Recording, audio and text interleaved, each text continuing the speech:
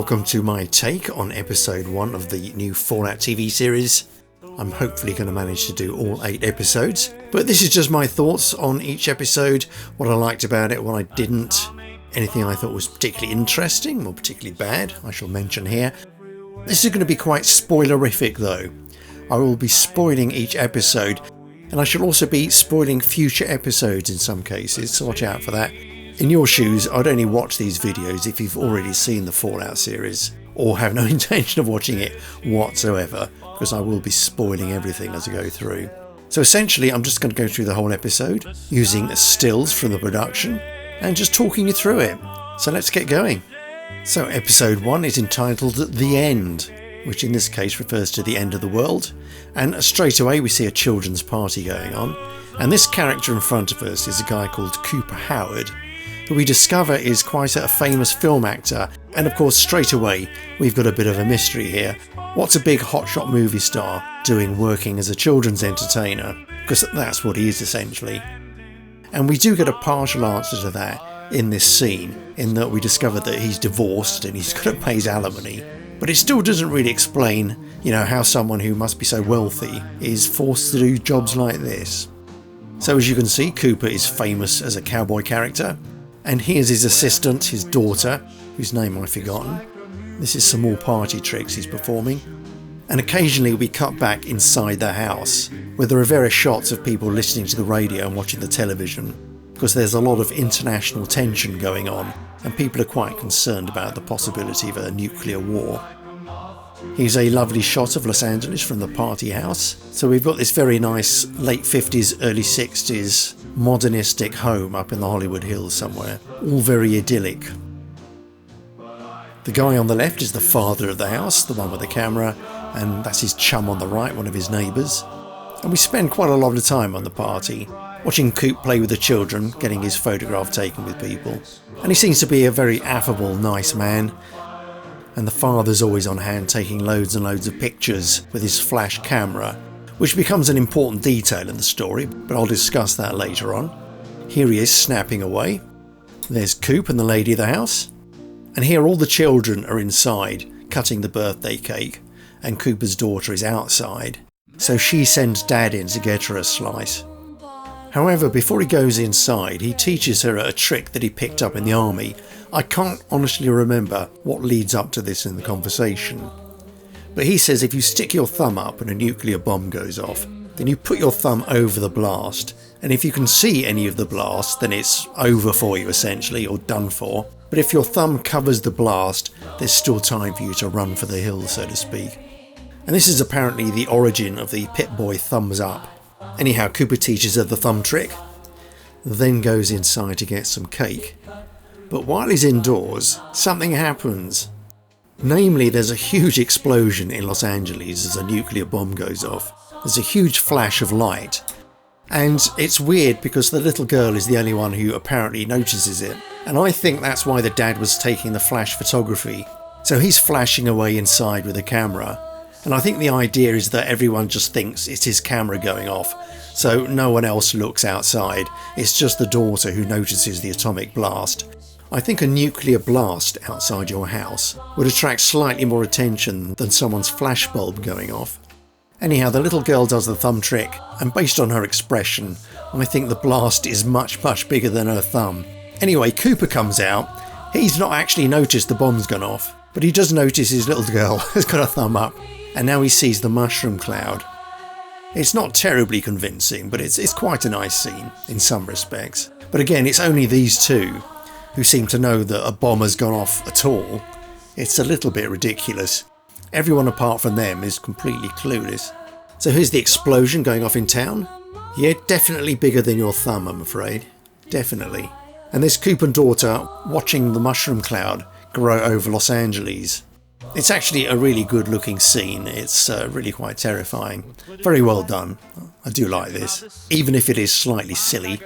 Anyway, the shockwave comes along, smashes all the windows. I think everyone in real life would have been rather fried by this point anyway, by the blast. But no one seems to be terribly injured, and Coop grabs daughter and runs for it, while the father of the house gets his family into the bomb shelter, or the storm shelter, whatever.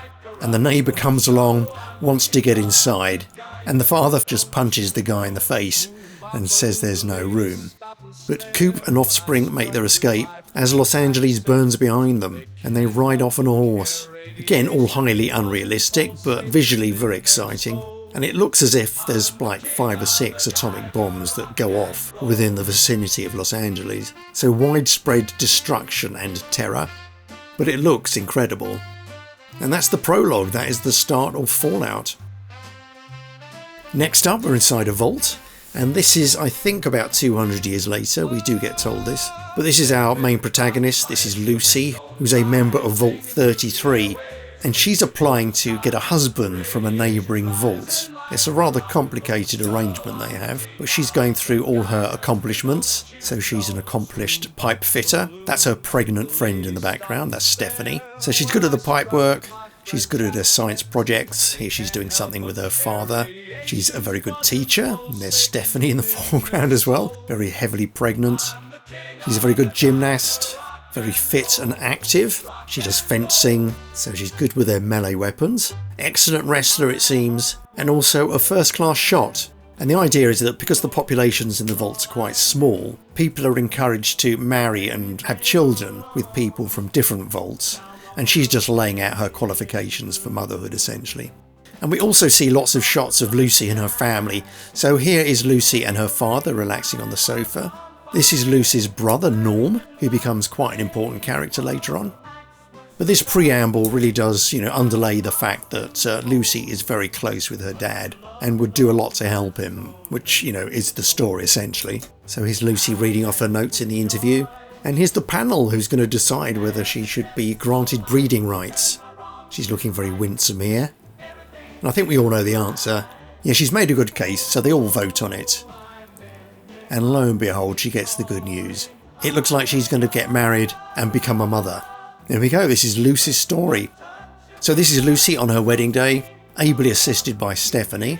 This vault seems to be centred around the growing of corn, so there's quite a rural atmosphere inside the vault. It's got a very sort of hick farm vibe to it.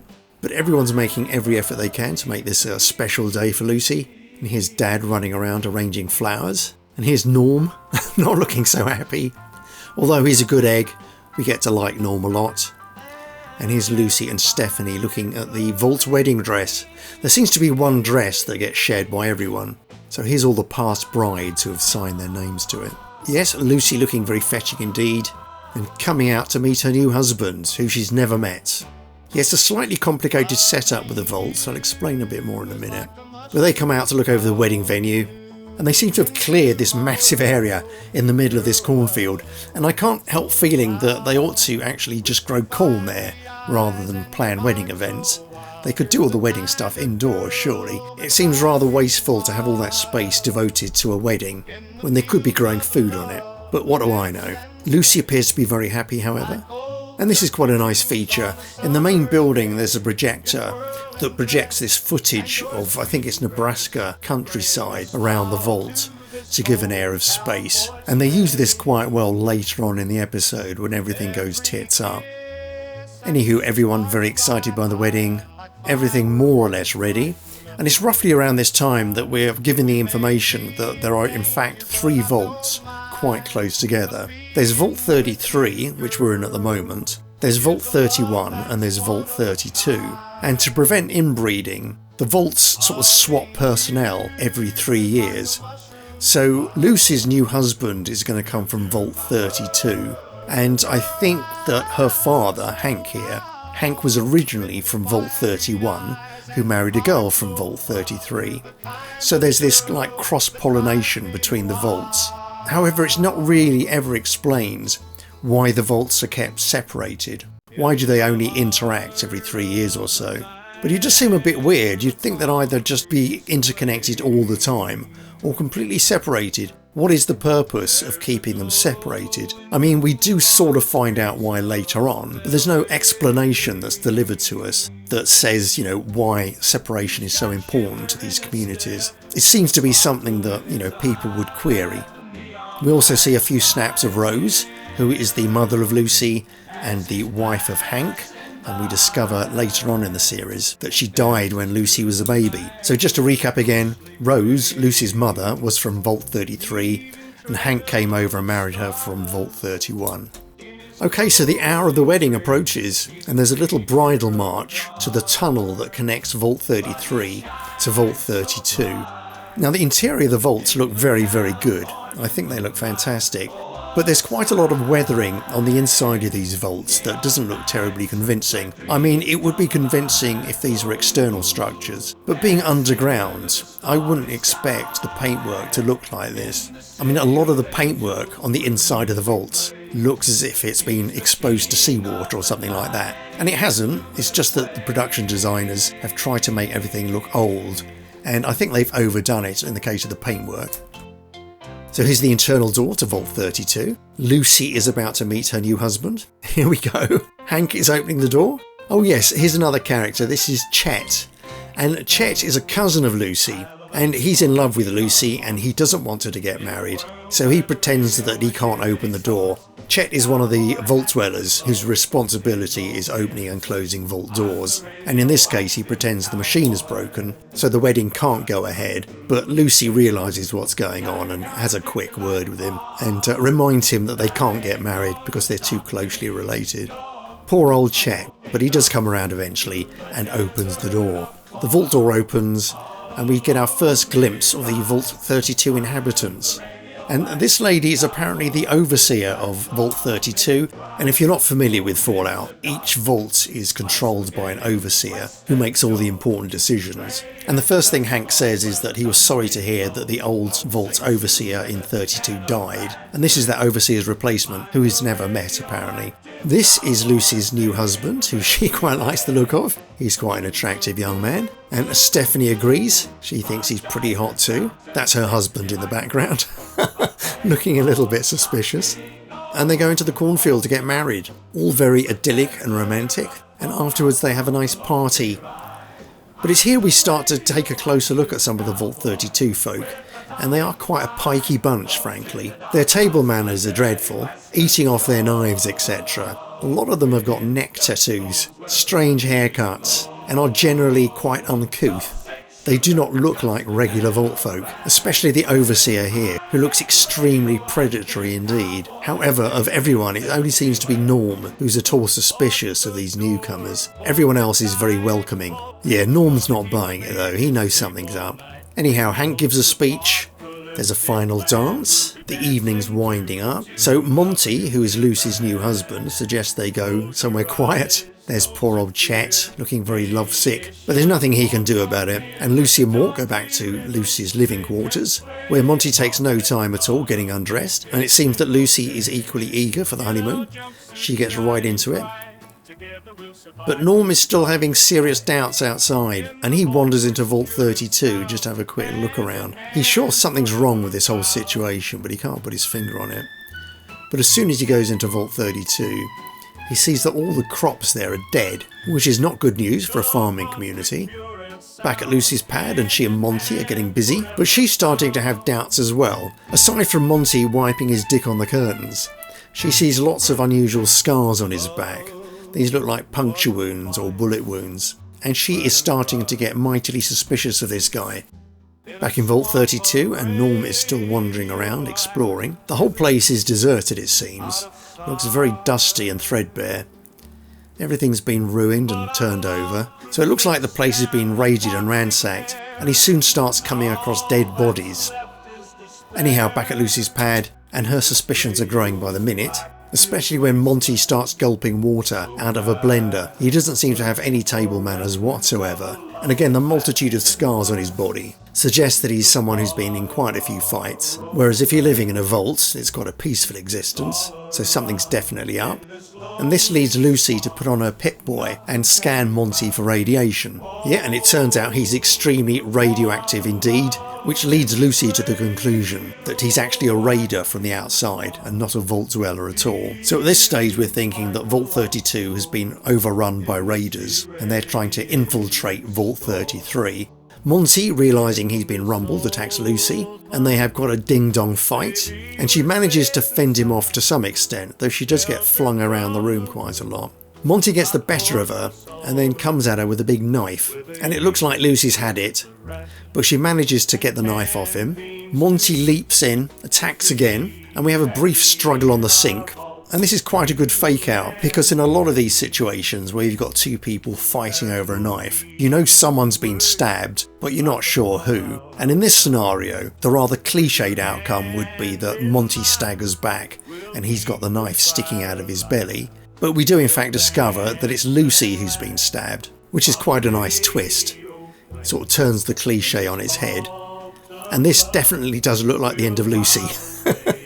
She's not getting out of this one. Monty leans in to deliver the coup de grace, but Lucy gets hold of the blender, smashes in his face, and poor old Monty gets his throat torn out. Well, I say poor old Monty, we don't really like him, do we? So Lucy's left to fend for herself with a knife sticking out of her gut. She manages to pull it out and then goes to get a medical kit, where we see an old Fallout standby, the stim pack, the traditional cure-all of the Fallout universe, so she gives herself an injection, and this seems to buck her up somewhat, which is all true to law. Stim packs are very, very good for that sort of thing. And she heads off to the armory to find a weapon and help fight off the raiders. Unfortunately, the only weapon she can find is a tranquilizer gun, which is, I think, a reference to an earlier Fallout game. It might be Fallout 3. But she joins in the fight because the rest of the raiders in the wedding party have started to run amok and kill all the Vault 33 people. So there is widespread mayhem, dozens and dozens of Vault 33 people getting killed, but there is some pushback and we see some raiders die, not too many though. Now there are some weird sort of interludes in this fight. At one point we see these people bringing a jelly mould to the party, but it's sort of inconceivable that they wouldn't have heard the gunshots going off, so it's a little bit silly. You'd expect them to be either running away or getting ready for a fight, but they both get their heads blown off. And we see a few other examples like that, where Vault 33 dwellers seem to be quite oblivious to what's happening. And here is the sinister leader of Vault 32, who is a character we later discover is called Moldava. We cut back to Lucy, who's in the thick of the fight with her tranquilizer gun. And it's here that the projector gets blown up, and when the film starts to burn you see this really interesting effect on the projection. It looks like there's almost a nuclear explosion going on inside the vault. Amongst the casualties is Stephanie's husband, which she's really cross about, and this prompts her to launch her own attack, but she gets a fork in the eye, but not before she picks up a gun and starts blasting the raiders with it. But again, while all this is happening, you've got the sky that looks like it's on fire in the background. Poor old Chet here, who's still on door duty, can see all the fighting going on right in front of him, but seems completely oblivious to it all. He confronts this raider, telling him that he can't go any further, and in this case the raider takes the dose of jet and starts to take Chet down. Luckily in the fight the raider falls in the doorway, the doors close on him, and he gets splattered, leaving Chet covered in blood. So it now transpires that Norm has run back from Vault 32 and is hiding in the party area. Lucy manages to rescue him from a raider and then finds somewhere safe for him to hide out. Monty makes a surprise reappearance. This is her husband with a slashed up face, and he's in the process of strangling Lucy when Dad comes along and bashes him with a shovel and then drowns him in a pickle barrel. As this happens, Hank gets an alert that there's an intervault breach. So he dashes off to see what he can do about this, and Lucy follows. So we're now back at the entrance to Vault 32, and we discover that the raiders of Moldava have planted this huge bomb in the entrance to the vault, and they've also taken a number of hostages, two of which are Chet, still covered in blood, and pregnant Stephanie. And it's at this point that Moldava gives Hank a choice, which I don't really understand. She says he has to choose between his daughter or the hostages, the implication being that whoever Hank chooses will be saved and the others will be killed, and he decides to save Lucy. So he grabs her and chucks her into this side room, where she gets a view of the proceedings through this porthole door. But as you can imagine, Lucy is quite distressed by all this, and she's particularly anxious about her poor dad. The raiders then shoot Dad in the back with a tranquilizer gun, and Moldava comes over and has a quick look at Lucy, and she says quite unexpectedly that Lucy reminds her of Rose, Lucy's mother, which obviously suggests that they've met in the past, and this leaves Lucy rather befuddled, as it would anyone. The unconscious Hank is then dragged away, but rather than killing the rest of the hostages, Moldava just primes the bomb and then tells all the hostages to run for it. So in the end, none of them were killed at all, and it's still not clear to me why she made the threat in the first place. But they all scarp her. The bomb goes off, though Lucy is still watching from the window, even though she can see the bomb quite clearly. And when it does eventually go off, she's very lucky that the porthole doesn't shatter and shred her face like she did to Monty. Right, new scene, we're outside. And this is Maximus of the Brotherhood of Steel, and he's getting the crap beaten out of him by some other Brotherhood of Steel recruits. This guy Thaddeus becomes quite important later on, but all this opening scene is poor old Maximus getting stomped on. He seems to be the most unpopular member of the gang, and his only chum is this person called Dane. So we see a bit more of the camp, and it looks to be an old Air Force base with loads of huts and huge hangars. We see inside one of the hangars, and it's been turned into this huge classroom, where Maximus seems to have an equally hard time of it inside as he did outside. But the lesson is interrupted by the appearance of a flying ship. Now I can't remember its name, but it's basically the Pridwin from Fallout 4. And everyone is very impressed by the appearance of this huge ship, and it portends that something important is about to happen. We see a bunch of the Brotherhood in their power armour, and we see some intel activity inside one of the tents, where the Brotherhood are receiving a picture of someone called the Target. Here we see Maximus at his day job. It seems that in between getting beaten up and attending school lessons, he has to dig toilets, which Dane seems to think is very funny. But to give him a break, she takes him to this shed where they've got some T-60 power armour on display. And it's a restricted area, but the door's wide open, so they just wander in. Doesn't seem terribly restricted to me. And as you might expect, the power armour is an object of wonder to the recruits, who are very pleased to see it close up. And seeing the power armour up close triggers a memory of Maximus, of when he was a little boy.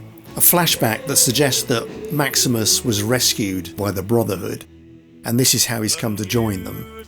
But before this memory is explored further, the pair are interrupted by a couple of Brotherhood of Steel higher-ups, who take Dane off. They're not particularly interested that these two are in a restricted area, but they urgently need to see Dale, and Maximus is left by himself. And this shot of Maximus essentially sums up his character. You'll be seeing a lot of this particular expression throughout the series. The actor, whatever his name is, I've forgotten, is not terribly good, and he has a very basic range of expressions, this one being paramount. He's a little bit wooden. Right, back in the barracks, and Maximus is having a kip, when all of a sudden he hears a ruckus outside, and we discover that Dane has been turned into a squire. So all these guys are what's known as aspirants, and these are all people on the bottom rung of the ladder. These are aspirants, and they want to become squires, and then squires want to become knights, and it's the knights who wear the power armour. But we discover that Dane has made the leap from aspirant to squire, which everyone is very, very pleased about, with the exception of Maximus, who does look a little bit pissed off. It's a shame for him. Yeah, his one and only friend is moving up, and he's being left behind, digging toilets. Poor old Maxie. So later that evening we see Maximus digging yet more latrines, and he lets his frustrations boil over and attacks one of the toilets. But it all does help to emphasise just how upset he is about the whole situation. Right, next morning, and there's a shocking discovery. Dane puts on a boot, yelps in pain, and we discover that someone has put a razor blade inside the footwear, which lacerates Dane's foot, making her a cripple essentially. And I've heard people sort of criticise this as not being terribly believable, but I use one of these old-fashioned safety razors, and they are so sharp that you wouldn't really notice it cutting into your flesh until it hit bone. And I can just imagine Dane sticking her foot into this boot and not realising she's been cut up until she feels the blood pooling inside. I think that's quite a believable scenario. But of course the big question is, who's put the razor blade inside? And our obvious suspect is Maximus. Or rather, Maximus is the person that most people suspect, and he's taken off for an interrogation.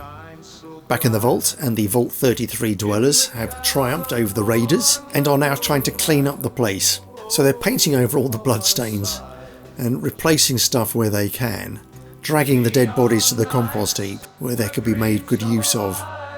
Lucy here is attending to her wound. I'm not sure why they bothered to include this scene. You would have thought that just seeing the stimpak do its work would be enough. But presumably the production team thought that the audience would need to see this wound getting a little bit more attention, just to reassure us that it was being looked after and that everything was in hand. And I suppose it shows us that Lucy is quite capable and stoic, so we shall forgive them for overdoing this a little bit perhaps. Following the clean-up, there's a town meeting where Lucy suggests that they ought to send a party up to the surface to try and find her father. But the rest of the Vault Dwellers are quite against this idea. They think there's been far too much excitement already, so they put the kibosh on Lucy's plans. And Norm somewhat cynically suggests that the reason they don't want to go and find Hank is that he was the overseer obviously, and if they recover Hank, then one of these three people on the right here won't be able to replace him. So he suspects that they've got quite selfish reasons for not going after Hank. Lucy is obviously very disappointed by this decision, but she cannot convince them to do otherwise. So she starts a little scheme of her own, with the help of Norm and Chet. Here's Lucy in a despairing moment, but she takes courage from the Vault Boy. Don't lose your head, he tells her. And she doesn't. So we cut to later on, and here's Norm looking a little bit suspicious. And we discover he's covering for the activities of Chet and Lucy. And Chet, as we've already discovered, is one of the Vault Dwellers who's responsible for opening the gates. And he's going to let Lucy out of the main gates onto the surface. But first they have to break into this express elevator, which takes them all the way up. So now we're right at the top of the vault, and here's the main vault gate, which will lead us to the outside. And we get some quite nice views looking down the vault, showing us how absolutely enormous it is. Now Chet, understandably, doesn't want to see his ladylove go out into the wilderness by herself, so he insists on going with her, which I think is very good of Chet. He's a very noble and sort of worthwhile sort of chap. But Lucy's anticipated this, and what she does is stab him with one of her darts from the trank gun that she's been carrying around, and this knocks him unconscious. So I think that's quite a nice scene. He insists on going, she insists on going alone so she doesn't endanger anyone. And then there's the parting with Norm, and Norm admits that he would never go outside because he's a bit of a chicken, which is quite a nice moment of honesty from Norm. We get to like Norm, he's a good egg. Anyhow, he says his goodbyes, and then they start opening the door. Yeah, it's quite a big dramatic moment in any Fallout game, the vault doors opening to reveal the outside, but it's somewhat of an anticlimax, I have to say, because we've already seen the outside. We saw the outside with Maximus, so we know what's out there, we know it's habitable and people can survive out there, and it removes most of the fear and uncertainty from this scene. I would much rather that this was our first glimpse of the outside, and that we didn't know what was going on out there. But as it happens, we do. We know it's not too bad on the outside, and everyone is worrying for nothing, really. Well, not nothing, but it's not the hellhole we might expect otherwise. A couple of other Vault Dwellers come up, one of them being a member of the Triumvirate that we saw earlier, and they make some vain efforts to stop Lucy, which basically involve asking her to come back, which she doesn't. She's determined to go outside, and off she goes. But we get a really bad line here. The guy on the right says something like, well, that didn't work. And what he's referring to is the fact that they asked her to stop. But it's such a bad line, it just hangs in the air like an old fart, really. It's the sort of line that exists as filler in a script. It's the sort of line that either needs to be cut out completely or replaced with something a lot better. And I was a little bit disappointed that this nothing line was allowed to stay in the script. There must have been something better they could have said here. Or again, just leave it out completely. But hey ho, Lucy steps out. This is her first time outside of a vault. You might expect her to react slightly differently. As far as we know, this is the first time she's ever been anywhere that hasn't had a roof over her head. So we might expect her to be a bit more agoraphobic about this. But she's not too concerned. She just seems to treat it like another vault room. The other thing is that you would expect her to immediately check the radiation levels, because everyone is concerned with the radiation outside. And she's got the Pip-Boy on her wrists, which she could easily use to scan the area, but she doesn't do anything of the sort. In my version of the script, she would have come out, she would have switched on the Pip-Boy, and the radiation would have gone off the charts. She would have run back to the door, banging on the door, trying to get back in. Then she might see some radioactive drums near the vault entrance, and then she might have hightailed it away as far as possible, and then realised that the radiation level on the Pip-Boy had died right down, and that it was more or less safe to continue. The other thing she could have done is been wearing a gas mask when she came out. I mean, she'd have to get rid of that quite quickly just so we can see her face, but perhaps she could discover that it's not working, or the seals had corroded or something like that. Anyhow, Lucy takes her first steps outside. She sees lots of skulls and bones, which is very Fallout. But we also see these like petrified corpses.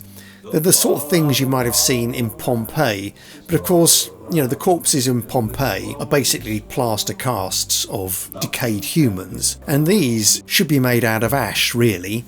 Ash that would have dissolved in the explosion, or very shortly after. So they're a bit of a nonsense. I mean, they look good, but if someone had put any thought into it, they would have realised that these were an impossibility, which is a shame. I think this is an example of style over substance. We start to see the wider environment of the vault. It's stuck in the middle of this ruined city, which I think is meant to be Santa Monica on the Californian coast. Yes, I think this Ferris wheel is quite iconic.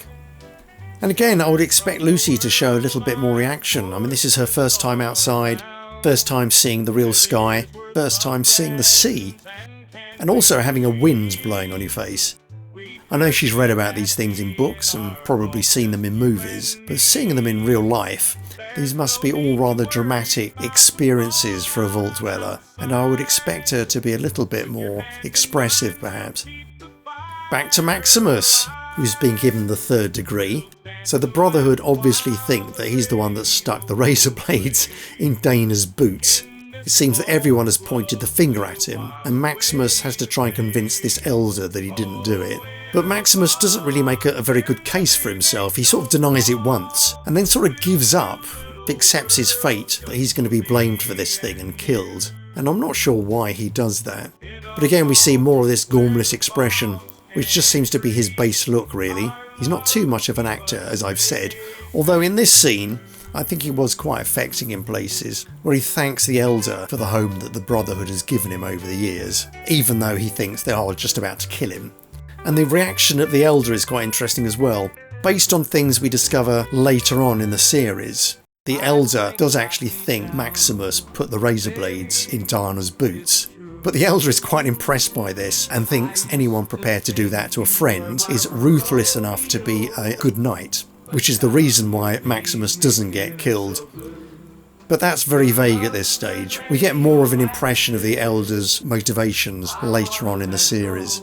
So in the background we can see Knight Titus lurking around, and if Maximus is found guilty, it's Knight Titus who'll kill him, because Dana was going to be the new squire of Knight Titus. So Knight Titus is understandably pissed off, but as it turns out, death is not to be Maximus's fate in this instance. Instead, the elder decides to recruit him as the replacement for Dana. And I don't think this decision is ever explained in this episode, but again, we sort of get an idea of why the elder has done this later on. And then we see him at his squire initiation ceremony, which involves Knight Titus heating up his gauntlet, then using it to brand Maximus on the back of the neck. There's Thaddeus again, and here's old Maximus getting branded and showing at least a change in facial expression. Branded with the T, property of Knight Titus.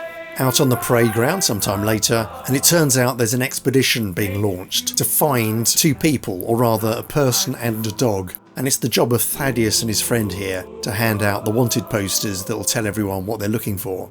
So we're not given too much information about why these individuals are being sought. It's only that they're important and they have to be recovered. So we've got these knights, and each of them has been given a zone to cover and try and track down these fugitives. So we can see Knight Titus there in the middle, with Maximus standing at his side, and Thaddeus and his chum hand out the posters, and we can see one target, which is a man in glasses, and the second target is a dog, the companion. Maximus looking a little bit puzzled. But then they're off, and we discover that Maximus's job is to lug around this huge golf bag carrying all Titus's gear. Then they hop into vertibirds and they're off. And I must say these vertibirds look fantastic. I was really pleased to see them. And poor old Thaddeus is left behind. So now we get a change in scene, and we're outside the fortress of some bandit warlord. And there's a rather unfortunate guard standing outside, minding his own business, when all of a sudden he gets shot in the chest by a doll leg, which has been fired by this guy on the right, who's got a junk jet. a gun that just fires trash at you, quite an iconic weapon from Fallout. And it turns out that these three people are bounty hunters who have come to release a prisoner of this gang chief. Our trio managed to get inside, and we see the rather spooky sight of a couple of drips leading down into a grave. The prisoner they're going to rescue is a ghoul who's been trapped underground for a number of years. It seems that this warlord, for whatever reason, doesn't like the ghoul at all. He keeps him underground, then digs him up every so often to torture him, and then buries him again. But these three want the ghoul's help, so they're determined to free him.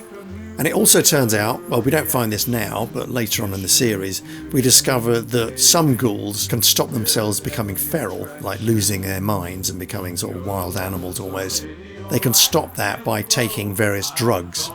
So I'm presuming that's what's in the drips. The drips are being fed underground to make sure that the ghoul sort of keeps in his right mind. It also turns out that the guys have brought a chicken with them. The idea being that if the ghoul has turned feral, then he will immediately attack the chicken. I don't know if this is a bit of Fallout lore or not. It all seems rather strange. Anyhow, up comes the ghoul's coffin. Everyone very nervous about the first appearance of the ghoul, and they whip the door off at a distance using chains. And out steps our fella, who seems to be largely none the worse for being underground for the last 20 years. Now, I think this is quite a complicated way to introduce the ghoul character. I would have much rather that the ghoul was sitting in some shack somewhere and the three guys come up and introduce themselves. It seems rather over-elaborate to have this complicated backstory. I was rather confused as to why they would want to do this. But later on in the series, we discover that the ghoul is attempting to find his family, and the series is set 200 years after the bombs go off. So if he's been looking for his family for 200 years, it either suggests he doesn't really want to find them, or that he's not doing a very good job. And I think the idea that he's spent a large proportion of that time in the hands of other people is a way of explaining the fact that he's not actually got around to finding any of his kinfolk. But back to the story, and it seems that the three bounty hunters here have come across a very good bounty prospect. In the same way that the Brotherhood are looking for the target and the dog, these guys are looking for the same people. But for whatever reason, they think they need the ghoul's help to bring them in. Unfortunately for our friends, it seems the ghoul isn't that interested in taking on partners, and there's a brief but brutal fight in which the ghoul dispatches our three compadres here, and then takes their drawing. The ghoul is interested in the bounty, but he's interested in doing it by himself. So overall, although it's a rather elaborate introduction to the character, it does introduce the ghoul as a very capable and ruthless fighter. And he ends his encounter with the bandits by saying something along the lines of, "These weren't the wages you wanted, but us cowpokes have to take it as it comes." And that is a callback to a line spoken earlier in the episode by Cooper Howard. And if you hadn't guessed before now, Cooper Howard, who's the cowboy we saw at the start of the episode, is now the ghoul 200 years later. So that line ties together the two characters. It's not a great line, I don't think. Us cowpokes take it how it comes. Again, it's a line that I think could have been a lot better. If they'd put a bit more thought into it, they could have had a humdinger in there, especially since it's essentially the closing line of the whole episode. And that's it, and there's only the ghoul and the chicken left alive. Well, I hope you enjoyed that. I wanted to get a few things off my chest. Overall, I enjoyed Fallout a lot. There are lots and lots of little niggles here and there, and it's one of these shows where the more you think about it, the more niggly it gets. But there's so much they get right, it's quite easy to forgive the show for its few faults. I think the casting could have been a little bit better in places, but I really love Walton Goggins in anything. The actress playing Lucy is great. Hank is played by Carl MacLachlan, who's an actor I'm very fond of. And much of the supporting cast is excellent. The only actor I really have a problem with, I suppose, is the one playing Maximus, who does seem to be rather two-dimensional and doesn't really get much better throughout the series. But hey ho, anyway, I hope you enjoyed it. Hope to see you for the next episode, and until I do see you again, I shall say goodnight. Okay then, cheerio.